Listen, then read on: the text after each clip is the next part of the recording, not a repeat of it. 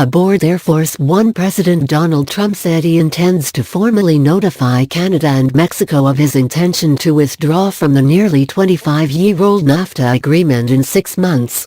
The move would put pressure on Congress to approve his new trade deal with the two U.S. neighbors. "I'll be terminating it within a relatively short period of time. We get rid of NAFTA. It's been a disaster for the United States," Trump said on board Air Force One after departing Buenos Aires, where he signed the U.S.-Mexico-Canada agreement with the leaders of those two countries. "And so Congress will have a choice of the USMCA or pre-NAFTA, which worked very well," Trump added.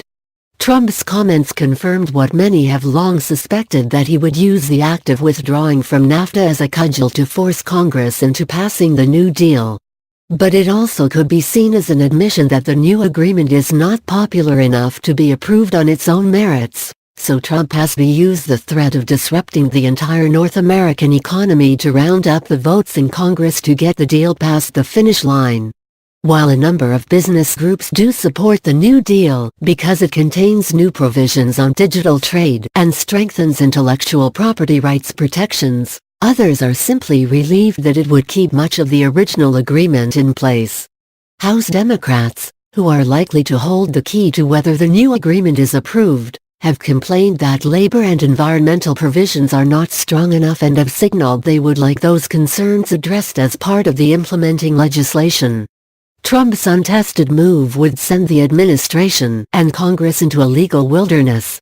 The NAFTA deal includes a provision that allows a withdrawal after providing a 6-month notice, but opinions differ on whether the president can act on his own.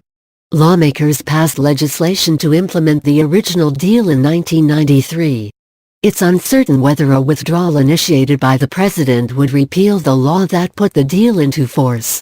Trump's move to withdraw also could raise legal questions over his ability to interfere with the constitutional authority of Congress to set tariffs and regulate commerce with foreign nations. The president needs to take a look at the Constitution. It gives Congress authority over trade, Senator Ron Wyden, DR, said in September. The president cannot pull America out of NAFTA without Congress's permission. A 2016 report from the Congressional Research Service seems to back up that position. It could be argued that because international trade is an area of shared constitutional authority, Congress must have a role in any decision by the United States to terminate or withdraw from NAFTA, CRS said. Others argue Congress ceded authority to the executive branch decades ago that would allow Trump to terminate trade deals.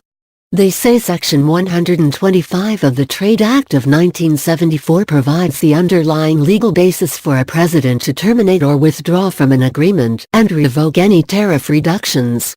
Doug Palmer reported from Buenos Aires and Adam Suddy from Washington.